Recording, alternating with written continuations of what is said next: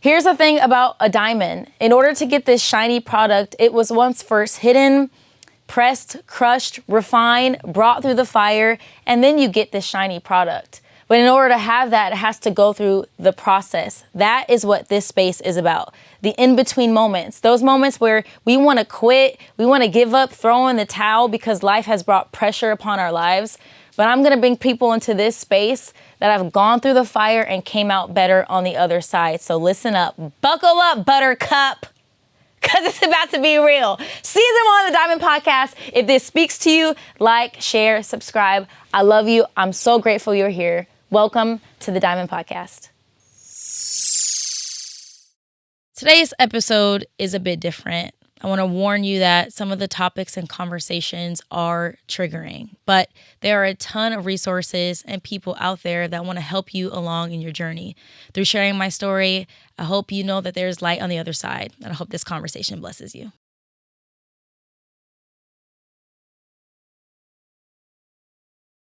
My mom was diagnosed with multiple sclerosis I want to say like 18, 19 years ago, which caused her to not be able to work. So my dad's the primary breadwinner. You know, we were blessed, but we struggled growing up.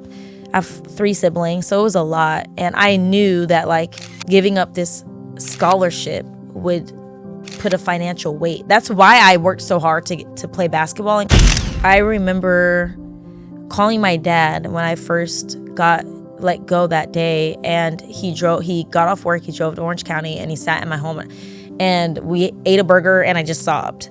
And he was just encouraging me that everything was going to be okay. But the hard part about this story that I haven't shared publicly is maybe like 2 months before I had a suicidal episode. I was suffering so much.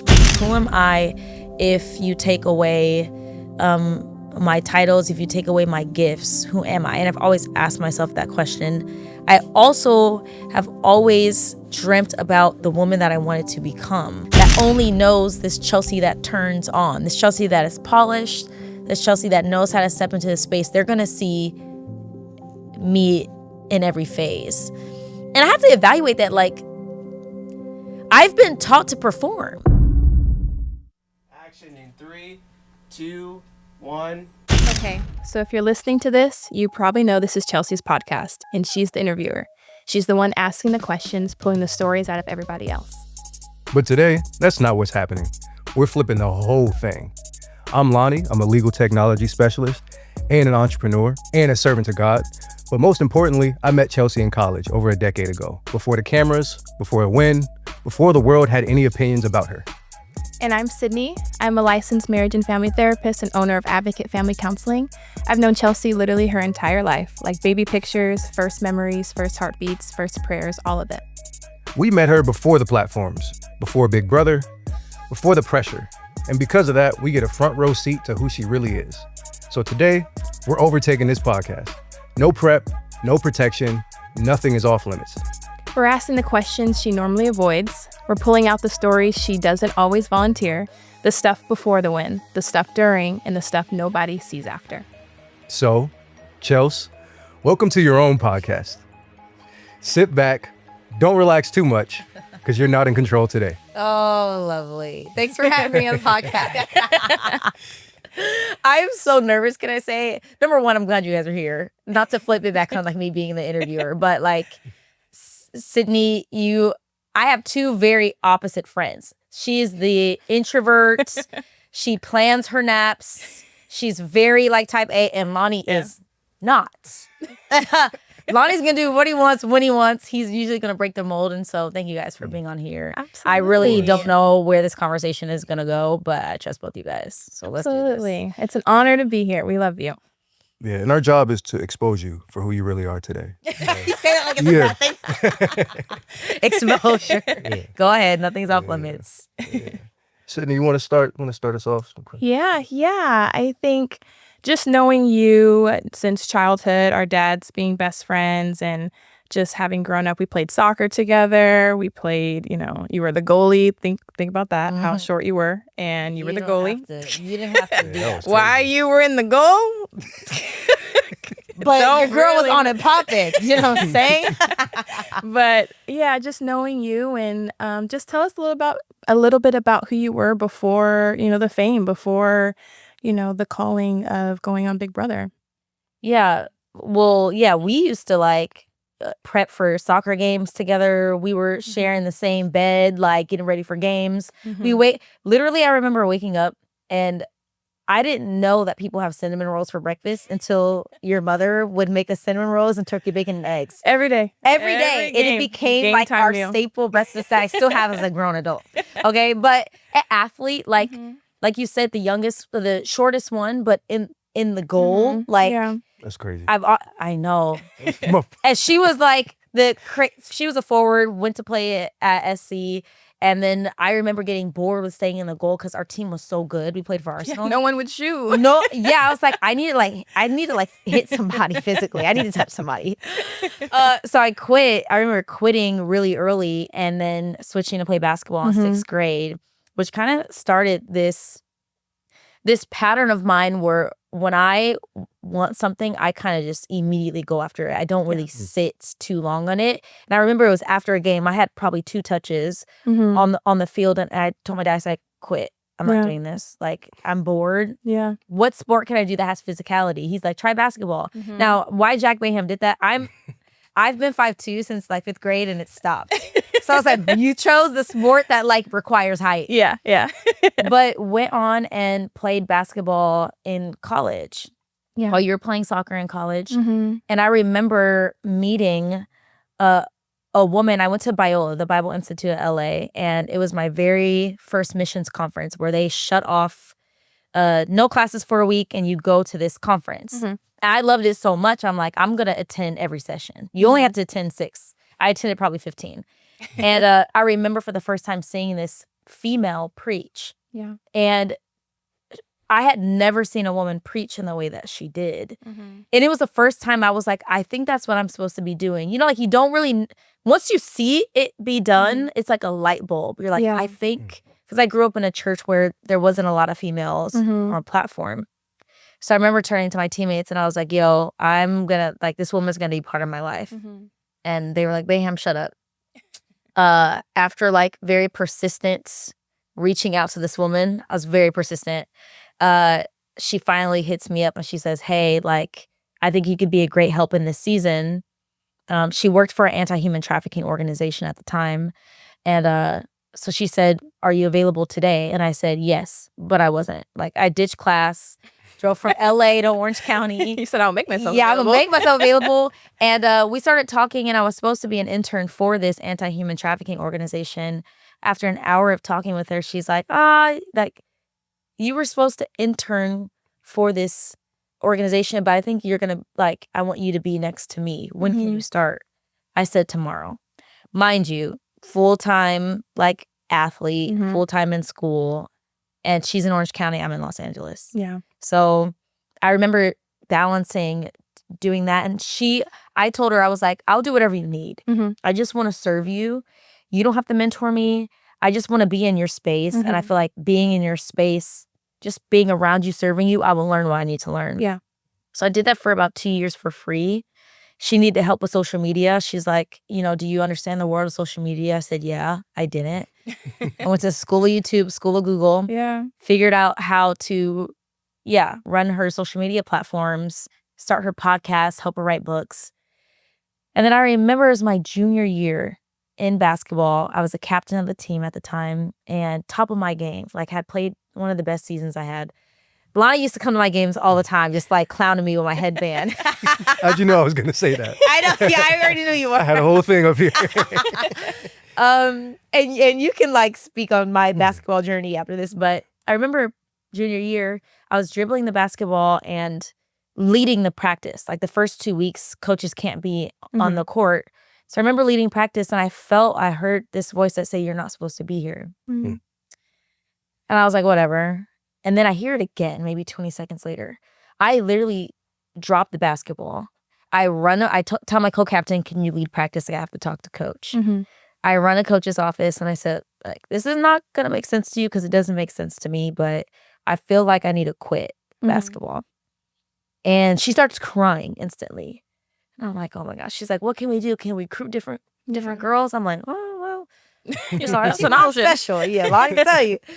So she was throwing everything at me, and I said, no, I don't think I can. And so it was another moment in my life where I was very like almost impulsive. Like the moment that I felt something or knew something wasn't right or I wanted to change something, I did immediately, didn't hesitate. But I feel like that's always been you. I feel like you don't shy away from being obedient. Like when you hear the voice of the Lord, like you go and do it, whether that be, high school, growing up and going to the same high school. Then we went to different high schools because you're like, I can't be here. Like I can't be in this environment. It wasn't conducive to you, and you made that life change. And I feel like you're not afraid to take these big steps and do these big moves that most people would be like, like, but what's going to be the outcome? Let me plan, like me, like, let me plan it out. Let me see what are the pros and cons. Yeah. You're like, let me just do it. And I'm just going to go for it. Because quitting a college sport is a big thing. Yeah. You're on scholarship, that's your life. And for a lot of times it becomes your identity, and you were like, nope, I'm going to,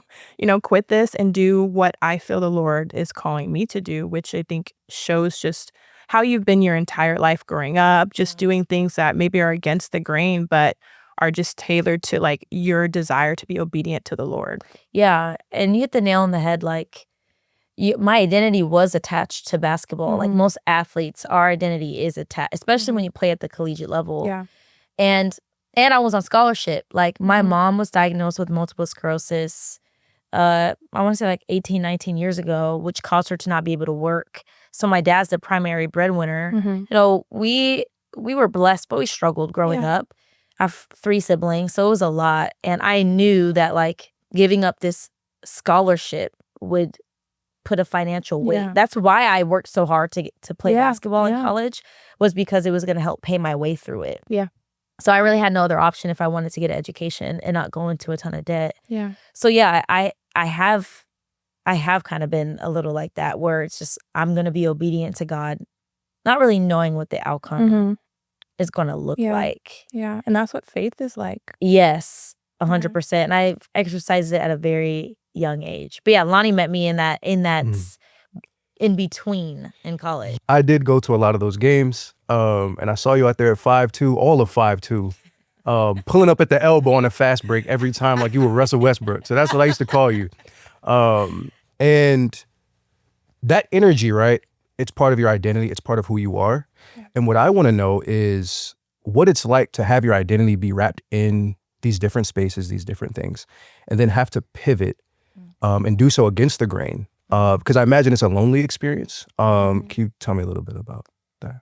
Yeah, like I evaluated like retrospectively, because I made those decisions impulsively. And then I feel the weight of my decision. Then I'm like, okay, this hurts. Who am I without basketball? Who am I without these things? And so I asked myself those questions at a young age, like probably 16, 17. Like, who am I if you take away my titles, if you take away my gifts? Who am I? And I've always asked myself that question.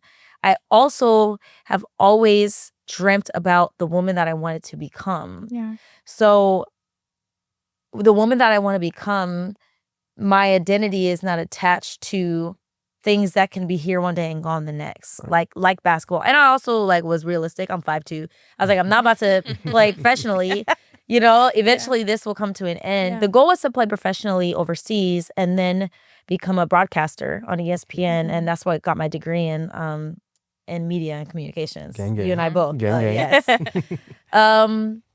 So yeah, I knew that some of the decisions that I had to make at a young age was only going to better me in the future. And my identity not being wrapped in basketball, not being wrapped in these things was in a form healthy. But it is scary and it is lonely, especially when, in college and high school, your friend group is people on your team. Yeah. That's it. You spend every moment with them. You don't really have opportunity to build other relationships. Yeah.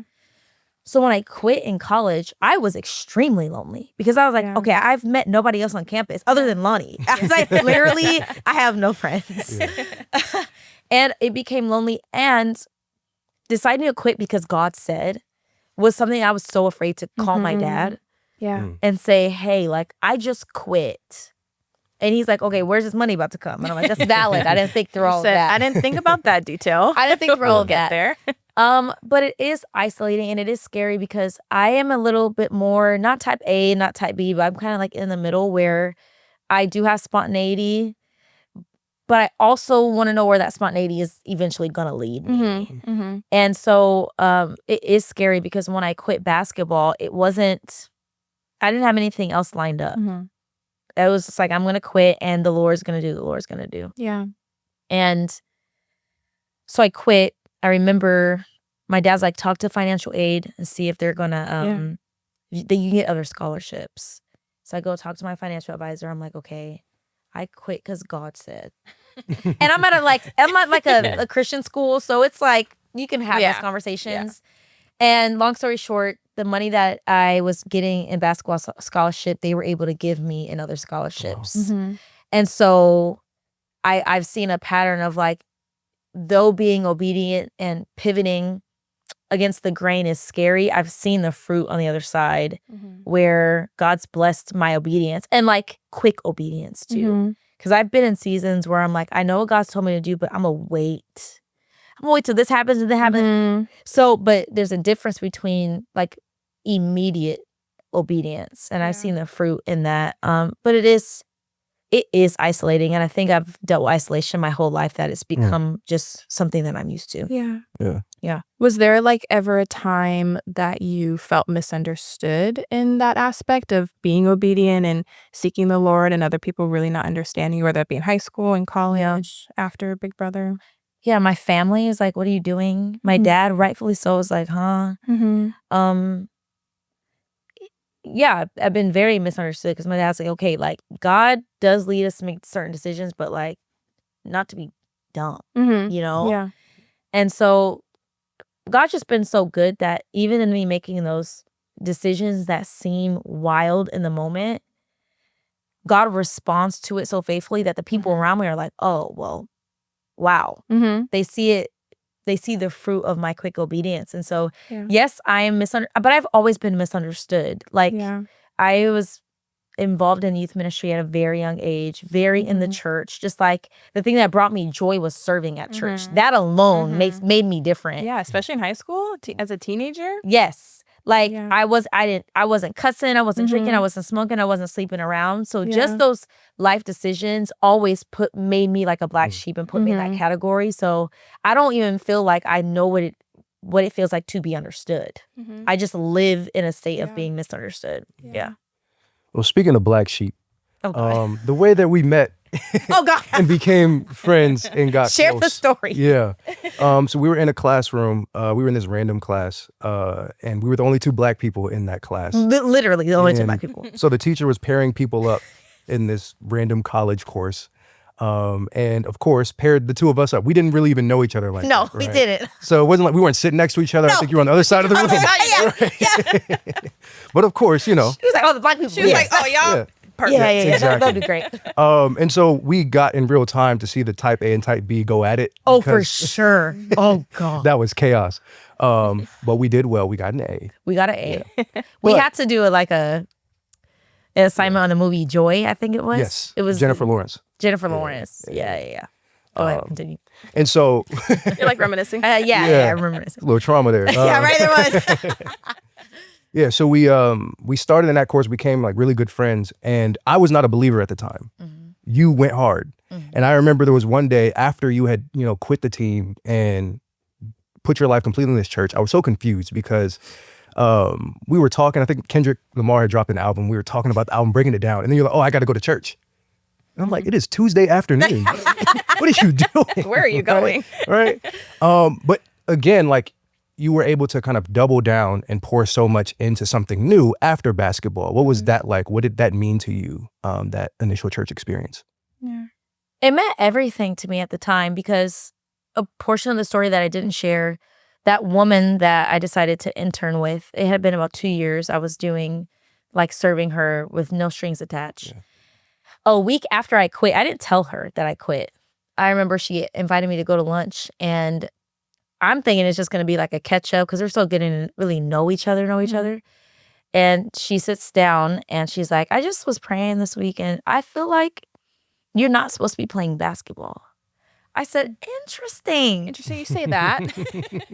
I don't word. I was like, I quit a week ago. And she was like, you know, she's very like, you know, dramatic and expressive. And she freaked out in Irvine Spectrum, just having a whole moment. And she's like, well, that's funny because we now have the finances to bring you on part-time. So I got to dive into a whole different world where I was working part-time in ministry. And it started with like being her travel companion, helping her with her own personal nonprofit. And it gave me a lot of experience. In that job is where I recognized that I had a gift of communication. The very first time I preached was in a prison. And she was like, hey, I think you should preach. And I'm like, cool. She's like, well, the first one's going to be in a prison in Texas. So I was like, okay, wait, what? And I'm Where 17. I was like, what? I'm like 18 maybe, 17, 18. And so it was beautiful. It was difficult because I still had a love for basketball, but it was beautiful because the Lord gave me opportunity to have a lot of impact in the world that I dived into. And it showed me a whole nother side of who I was. The degree that I was getting in communications, I thought was going to be for sports. And I saw the Lord slowly starting to use that gift in ministry. So it was really cool to see the thing that I had desired, God used just in a different way. So it was beautiful. It was difficult though. I had to grow up fast. I was traveling, like I have school Monday through Thursday and then leave Thursday night. And, you know, I'd be on a flight till Sunday and then come back and go back to school. So it taught me time management. It made me a really high capacity leader in person. It also burned me out. And you guys have both seen really unhealthy versions of me. So good and bad that came out of me leaving sports and diving into full-time ministry. And we kind of talked about you being able to take that leap of faith and obedience. And do you feel like this specific path for you stayed in longer than you should have? At that church, so the woman that I worked for, I interned for her, and then I was talking to her and her husband, and I'm like, hey, we all weren't really planted in the church. We were kind of just like churchless. And we felt like we were homeless. And I'm like, hey, you guys should think about planning a church. And she said, hell no. And then her husband was like, you're going to have to talk to your sis about that. And a couple months later, the Lord started to speak to them and they planted that church. So I helped them plant a church from the ground up in Orange County. I'd say I definitely stayed in that season far too long. I had felt like the Lord was nudging me, like that quick obedience that I had playing basketball and in high school. The Lord was speaking to me the same way, but I wasn't responding. And I don't know what I was waiting for. I think I was just afraid because I had put my whole identity into these people.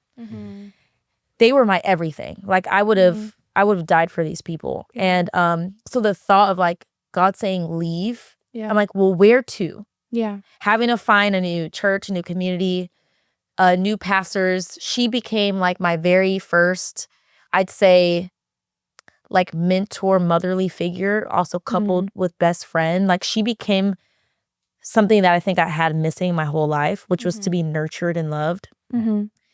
And so the thought of me leaving, I'm like, I'm going to fracture that relationship. So I stayed. I'm like, the Lord will work it out here. I stayed in that season far too long, and I reaped the repercussions of it. Do you think, like with basketball, your identity was in that? And so it was one singular thing. It was something you didn't really see as, long-term, playing in the, WNBA. But so that was an easier path to move on from because this, church and these people were maybe more enmeshed into your identity in terms of a mentor, a best friend, and actually like maybe the first place you felt understood and you felt like this is where I feel at home. That was what was hard to move on from because it met so many needs for you, even though ultimately it ended up being unhealthy and toxic. Do you feel like because a lot of needs were met on the forefront, it made it harder to be obedient? Absolutely. Like and you're using therapy language, which I love, like enmeshed. I'm like, Yes, Right, that's exactly. Yeah, you're diagnosing me right now.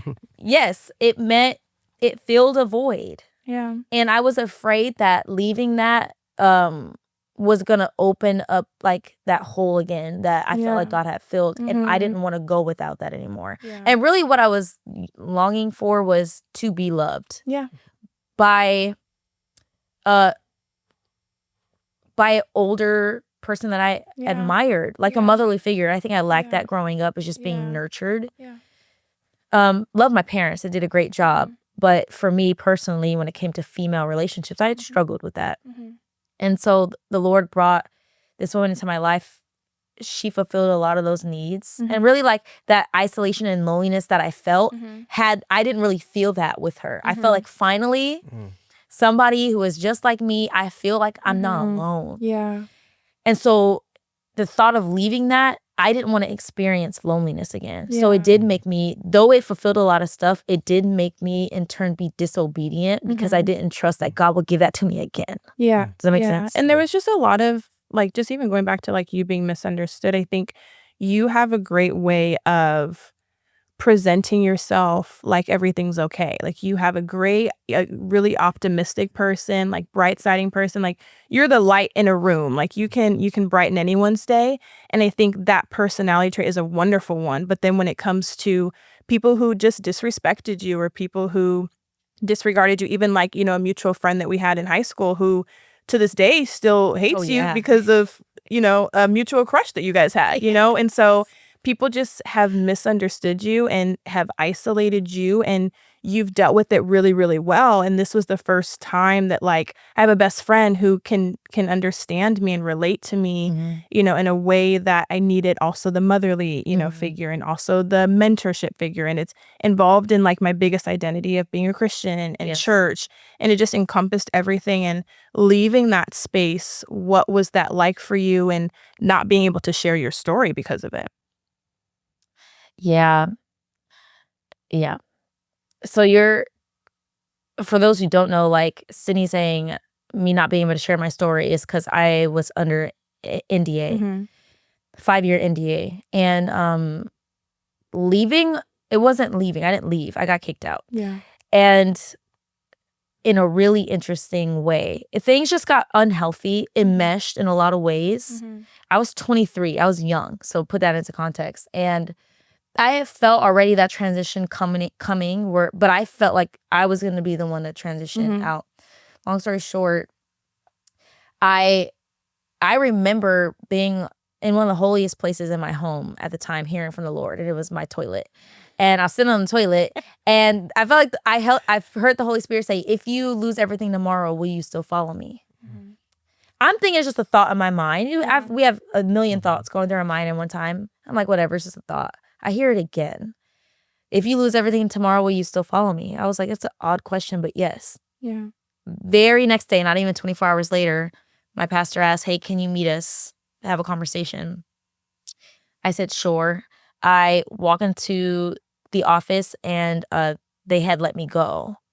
And they just had vision for the church and didn't see me part of it. That was the reason that was given to me at the time. And I felt like the Holy Spirit kind of prepped me for it. It was in that moment that I was getting let go that I was like, okay, maybe this is what the Lord was talking about. So I was kind of stoic in that moment. Yeah. Maybe shocked, didn't know how to respond. The room was weird. And these people that I would have died for, it just ended weird. They got up out of the room and left. And from there, it was like a domino effect. Things got worse and worse and worse. This happened in 2021, and things are still going down in 2026. So it's something I'm still wrestling with, and not wrestling with it like I'm healed from it. Like the Lord's doing great things, but I'm still getting some adversity from that side. There's still trauma, that needs to be processed out because of it. 100%. And it was hard to not talk about it because there were stories that were ruminating about what happened that wasn't true. Yeah. So the hard part was I can't talk about it, and the story that's going around is false. Yeah. And like, I want to misunderstood again. Yes. And like, I want to clear my name, and especially I got so burnt out in this environment because I gave my entire being. Yeah. Lonnie knows my entire being to this organization. And so getting let go in the fashion that I did and some of the stuff that happened afterwards, like, you know, we can have a whole podcast about that, but I won't go into the details. It was hard. And then I had to stay silent. Yeah. When the main thing I wanted to do was say, it didn't happen. Like, guys, Right. that's not, Yeah. you know, this. I was like, can I say something? right. Everybody's Can like, I talk about that's it? not, yeah. So it's like, it's hard because I wanted to clear my name. Yeah. I felt like my reputation was being tarnished. Yeah. And that was at 23. So I felt like the whole world was like collapsing. Your world crushes at 23 when you think everyone that you put your faith in just abandons you again. And now you're once again isolated, alone, and it's a hard space. And where do you think you went from there, and how did you recover? Yeah, it was bad. Like, I remember calling my dad when I first got let go that day, and he got off work, he drove to Orange County, and he sat in my home, and we ate a burger, and I just sobbed. And he was just encouraging me that everything was going to be okay. But the hard part about this story that I haven't shared publicly is maybe like 2 months before I had a suicidal episode, and where Raquel, one of my friends, was like doing everything in her power to find where I was at, because I was at the point where I was about to unalive myself. I was very, very close. I was like at the point where I'm like, I was suffering so much, burnt out. I was at 102 pounds at 23 years old. Yeah. I was not well. I was lonely. I had separated myself from my family because I had given my all to this new family. And so the people that let me go were the ones that I had enmeshed myself with. So I leaned on them a lot during my weakest time, and they weren't there. Yeah. So I found myself 2 months later after this suicidal episode, and I'm like, how could people do this to me when they know mentally I'm already not well, you know? And I remember my dad had left. I remember sitting in my living room, and I finally hit the point where I'm like, okay, this is the crossroads I'm at. I can either trust God and continue to be a believer, or I can be 23. Because I had never given myself permission. Yeah. I had never had like a wild out phase ever. I was always in church, you know. I was there, so I was like, maybe this is my moment. I have every reason to like go out and finally act my age, right? Yeah. So I was like, okay, what do I want to do? Yeah. And then I was reminded of the conversation that the Lord had with me on the toilet. Like, if you lose everything tomorrow, will you still follow me? And I was like, I'm gonna try this one more time. And I remember probably for 3 months, I had to sit in my mirror in my room on the floor and literally just read scripture to myself. Like, whatever is true, whatever is noble, whatever is right, whatever is trustworthy, think of those things. I had to keep my mind on things that were true, so that I won't fall back into these suicidal thoughts. Like, my dad was so worried. He was making sure I was never alone. It was very, very, very dark before it ever got better, and lonely, because when I got pushed out of that community, everything got taken from me. My close friends in the community, my pastors, my best friend, my job. I am jobless now. I was full-time at that time. Like, everything that I had known for the last 7 years, gone. Yeah. Just like that, in the span of 48 hours. So I felt lost. So I remember sitting in my living room, and I decided to call Niecy Nash, my aunt. And I was like, I called her sobbing, and she's on the other end eating some crab legs. But she was able, she picks like, up "What's whenever up, girl?" I'm in crisis. Yeah. And so she picked up when I was in a time of need. And she's like, baby, what's next? Pick your head up. What's next? This is not the end. And so I decided to pick my head up, but it was dark. It got very, very dark. Yeah. And I think, like, kudos to you for being able to pull yourself out of that. I think a lot of times people will allow their emotions to dictate their actions, and you allowed your emotions to draw you closer to God and not dictate your actions, not become something that was going to be a temporary feeling that became a permanent decision. You know, it really was something that you you sat in the mirror every day, because you didn't share that with people. You held that in. You presented well. You presented like you're okay, but you were holding that to your heart and allowed God to come in and heal you and help you in those moments. And that's just props to you to actually put in the work that we always talk about. Put in the work. Like, you have to do it. You have to pull yourself out of that pit.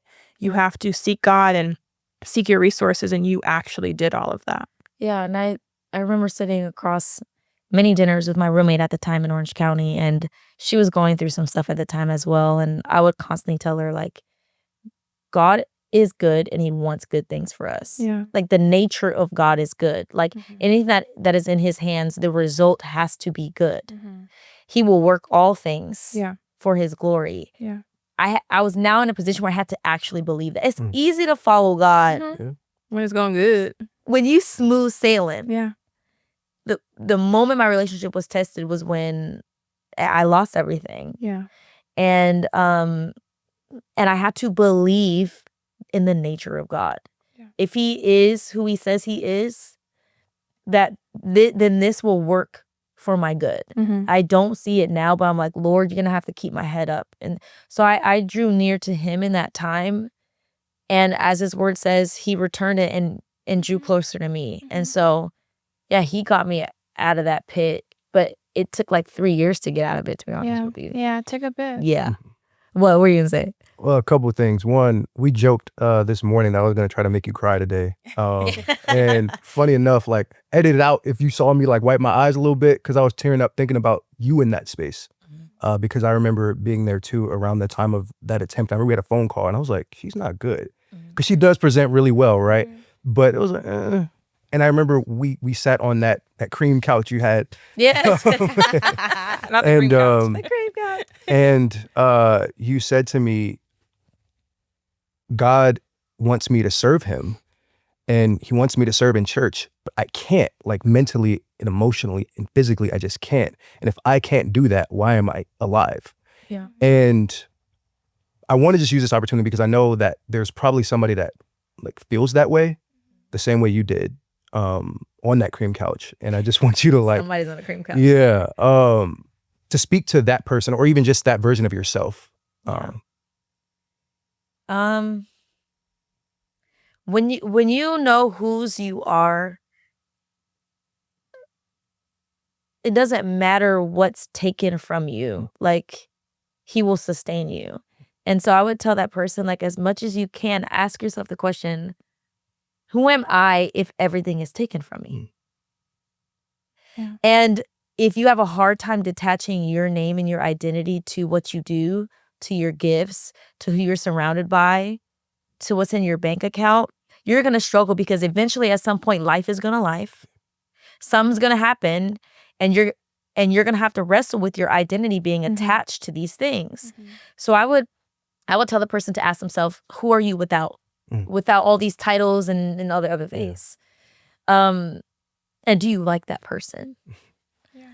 If you don't, what are you going to do to become a person?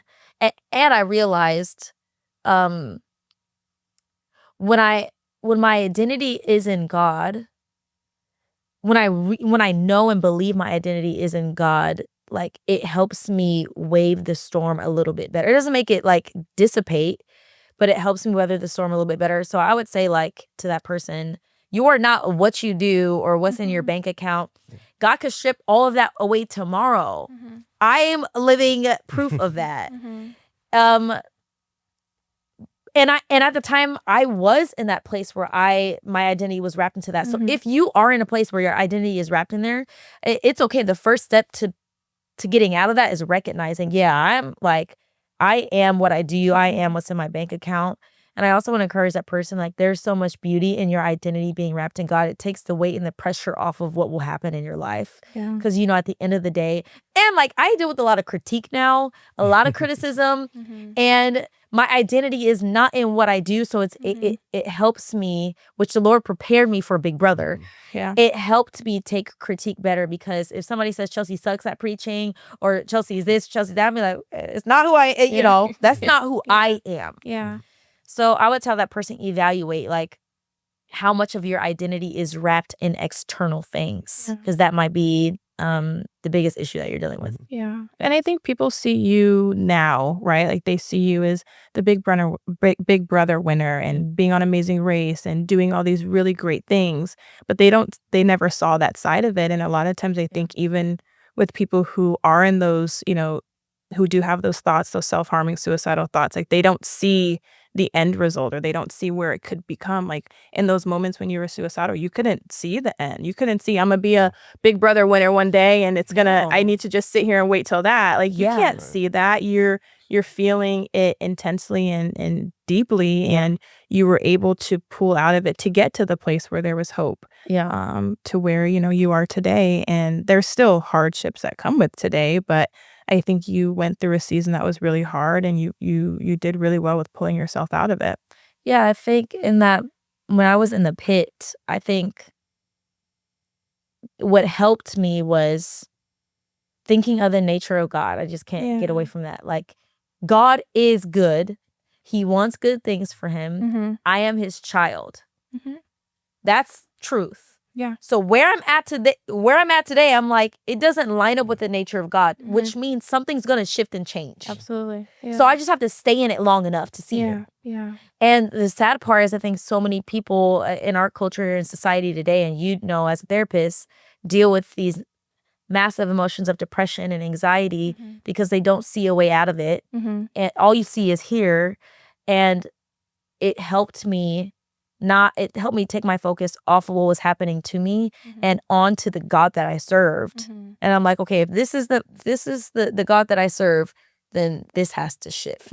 Something in my life is changing. I don't see it now. Yeah. And you were patient enough to wait for it. Oh God. Because it doesn't come right when you Oh, want it did to. not come right away. It's Big like Brother I said, didn't 3 happen years. until what, 2024? Yeah. It was 3-4 years after I went through all that stuff. And I ended up working at another church after I got, burned by the last one. So the Lord took me through a whole bunch of stuff before I even got to Big Brother that I think a lot of people saw me on Big Brother and saw this bubbly, crazy, feisty girl. But I came into the Big Brother house with fractured pieces of who I was. And I had to deal with that on a national platform, which is not the wisest thing in hindsight, but the Lord covered it. Yeah, 100 days straight in front of the world. 100 days straight in front of the world. I was like, where is she? No, it was terrible. It was absolutely terrible. And amazing at the Bring same this time. girl home, but I win. But bring this girl home.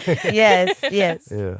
And I saw every one of those 100 days. I watched the live streams. I watched every episode. This is Big Brother season 26, right? Yeah. So there was an episode 24, where, you were in the little diary room where you guys vote for who's not diary room, the room where you're like, hey, I'm voting these people out or whatever. And you voted somebody out. Don't remember who it was. What I do remember is you wished 2 people happy birthday. You said, happy birthday, Beyonce, but you said a name before that. Do you remember who that was? I don't remember. Okay. I don't remember saying happy birthday to Beyonce. You said It was you. I said happy birthday to you. Yeah. But I thought you meant like another person in addition to you. No. Yeah, I just you wanted and my, Beyonce share the same birthday. Yeah. That's very great. Yeah. Very I just needed You said, I want to plug my birthday. He's like, that's why I remember episode 24. No.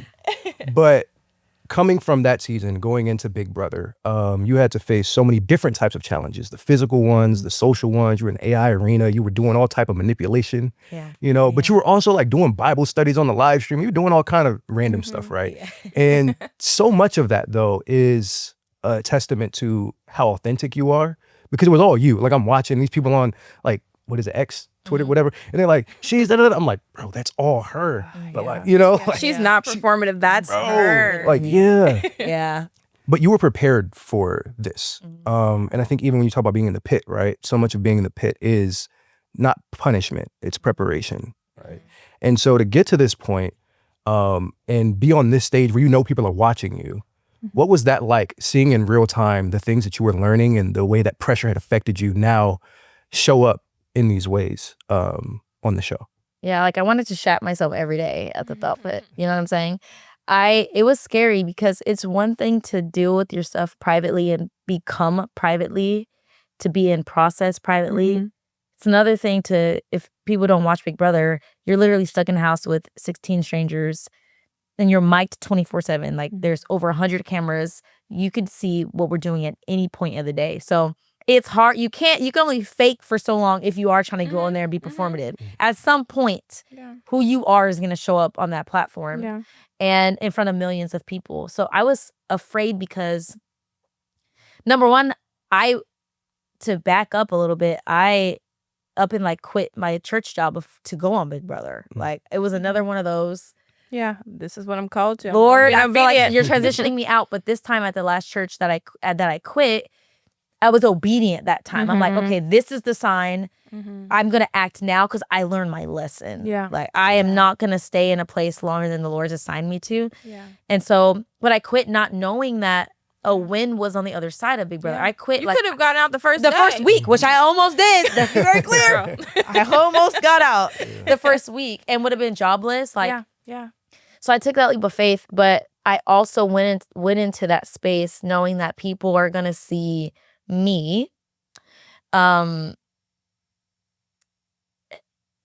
there's this like pressure. I knew I got cast as the Christian girl.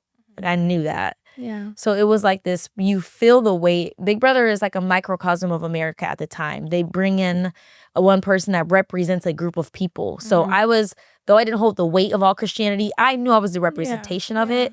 And part of me was nervous because like I was very real. I'll get in the diary room and cuss. Gossip here and there. You know what I'm saying? It's Big Brother. The game is meant for like deception and manipulation. So it's like you're not going in there to prove your morality. At the same time, I was playing this game of deception, but still wanted to be a decent human being that treated people well. That's aside from the game. So I was afraid that people were going to misunderstand me again. Maybe it's this theme of like being misunderstood. But I had dealt with it before. I was comfortable with the feeling. But I was afraid that like, the Christian community that only knows this Chelsie that turns on, this Chelsie that is polished, this Chelsie that knows how to step into the space, they're going to see me in every phase. Yeah. And I had to evaluate that. Like, I've been taught to perform. I've been taught to turn on. Like, I've been taught to, when you show up into a space, you are the leader, you show up perfect, you don't have flaws. The flaws are talked about behind closed doors. Yeah. And so I was afraid going into that space, but also when I got out, I saw the freedom in being authentically myself and how God used that. And the reality is, I represent a lot of Christians. There are a lot of Christians that cuss a little bit. You know what I'm saying? Everybody finds themselves in moments of gossip or just being imperfect human beings. And it gave me freedom to show that I am human.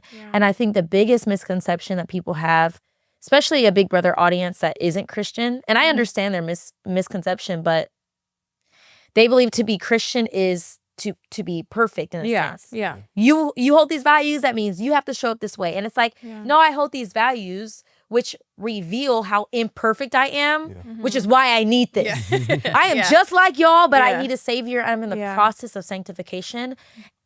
And I'm doing that publicly. Yeah. That's the space that's different than my church history. Is like, I got to deal with that stuff without millions of people watching. Now people are watching, and there's a weight of that makes me want to crawl into a hole. Yeah. You know what I'm saying? And do you think there's even more people watching now of even critiquing just the things you do, the things you say, like being under this limelight? Yeah. How has that been even just post Big Brother? Difficult. Like, you have the Christian side that is now even more, they have a Judgmental microscope. at times. Yeah. Yes. And then you have the world. So it's like, if I do something, either side is going to be upset, which then I had to go back to that. Who am I? And who has the Lord called me to? And at some point, I can't please everybody. Yeah. What is, and I've made the priority of me being obedient to who God's called me to be. Yeah. And I'm figuring that out. And this podcast is me showing, me being vulnerable, saying, I'm figuring out who I am. Yeah. I am still learning who the Lord is, even after a decade working in ministry. I don't have it all figured out. That's why I need God. And so it's been difficult post the show. Because you have the different expectations. And at some point, somebody's going to get let down. And I am a recovering people pleaser. I'm used to pleasing people. And in this new season, it's like, hey, how do I get away from pleasing people? And that's been difficult for me to break. Yeah.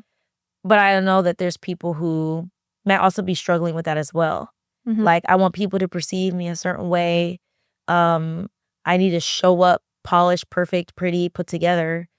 And even people who might be in the faith, like, I need to show up this way so I can be a child of God. I need to show up this way so God can love me and so I can prove that I'm a child of God. Yeah. What God is showing me that is that I am his. I am his kid. I never questioned, like with Jack Baham, I'm never like, I have to make sure I tell my dad I love him 10 times a day so he knows that I love Yeah. I know Jack loves me. So I just am. Yeah. So I've had to translate that with the Lord. He loves me because I am his child.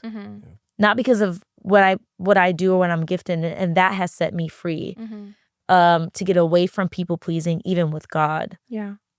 And as long as God's the one that I'm pleasing, I've cared less about. Yeah. It It's a still life hurts. journey. It's I a still life care journey. a little bit. Yeah. I still care a little bit, but I care less. Yeah, Yeah. which is great. And what would you say you're like most proud of yourself during this season post Big Brother?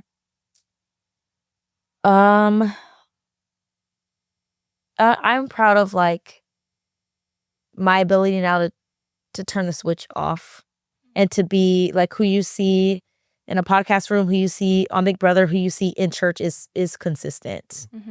That's what I'm most proud of. Yeah. Like, you're going to get a consistent Chelsie, whereas before you're going to get a Chelsie who knew how to go like this. I am like this. There's still flaws in me being who I am, but I am proud of a woman that is consistent regardless of the spaces I enter. Yeah. I love that. I think one of even the most beautiful parts about this podcast is the opportunity for you to share who you are here, because people might be used to seeing you like this, but this is the real you. This is the Diamond Podcast. Yeah. And it's authentic. I know you're going to do more episodes, so I want to give you a chance to shoot your shot. Okay. At At anyone. I was gonna say who I want on the podcast. So what's crazy is I was gonna Got say it. you can't say Michael B. Jordan, but go ahead. No, I just want to say like Well, who, Larry, my producer, is laughing in the corner. Listen, I just like you have not because you asked not. You know what I'm saying? And you will not, Chelsea. Okay, as we close. As we close, you asked me to shoot my shot on the guests that I want. Yeah. Okay, let me say this. The heart of the podcast is it's birth because it's called the Diamond Podcast because if you watch Big Brother in the finale episode, you have 2 minutes to craft the speech, a minute and a half to craft the speech. It was probably the best speech She on killed that Big thing, Brother. bro. Thank you very She much. killed Thank that you very thing. much. I cried. I was I like, said, that "That's is my my dog." girl. That is my girl. Period. Yeah. But in that speech, you're fighting for your life and you're trying to convince a jury who you pissed off a whole summer why you should win $750,000 that you stripped from them, right? So I was crafting the speech. I was praying about the speech in the Big Brother house. Oh, you have nothing but time to think. You have no technique. You have nothing but time. So as I was praying, I felt like the Lord gave me an analogy of a diamond. That like no matter what angle you look at a diamond, it's beautiful. You can turn it upside down, sideways. You're like, this thing is beautiful. And so I use that analogy in my speech. Like, I am the diamond of the season. You could look at my game from a social perspective, physical perspective. No matter how you look at my game, it's beautiful. When I got out the Big Brother house and finally had time to be by myself with nobody, I was thinking about this speech and I felt like the Lord said, in order to get a diamond, this diamond was once hidden, underground, chosen, then pressed, put through the fire, crushed, chiseled. And if the way that you know a diamond is pure is if the maker can see its reflection in it. If it can't, it has to go back into that fire. Talk to him. Oh my goodness. So the Lord's like, I'm starting to research diamonds, you know, and the Lord's showing me all this stuff about a diamond that it was really prophetic in a sense of like, Chelsie, yes, you are a diamond in Big Brother, but what does it look like to shine in life from all perspectives? In order to get this, you got to go through all that crap. You got to go through all of that. You know what I'm saying? And a lot of times we highlight the success stories of people. Yeah. We give them their flowers when they have the Grammy, when they have the Emmy. And then we bring them on the podcast and we say, you know, let's talk about that Emmy. Let's talk. And I wanted a space where people could talk about their process. Like everybody wants this. Yeah. But some of the most successful people in the world went through the fire. Yeah. And I want this podcast to be a space that brings hope to people who aren't where they want to be and they can hear stories like ours and say, man, the stuff that I'm going through, it's necessary. And I want people to embrace the process. Yeah. So I want to highlight those in-between moments. Like tell me about those moments you wanted to quit, give up, because the Lord uses all of that for his glory. And so that's the point of the podcast. And I want to bring on people who aren't afraid to talk about that process. Yeah. I'd love to, and my podcast is not, there's a lot of Christian podcasts out there and they're great and I love them. Majority of podcasts I listen to are faith-based and I love them. But this is not necessarily a Christian podcast. You will hear me talk about God. You will see me bring on guests that are of the faith because that's who I am. It's going to bleed out of me. I can't run from it. Yeah.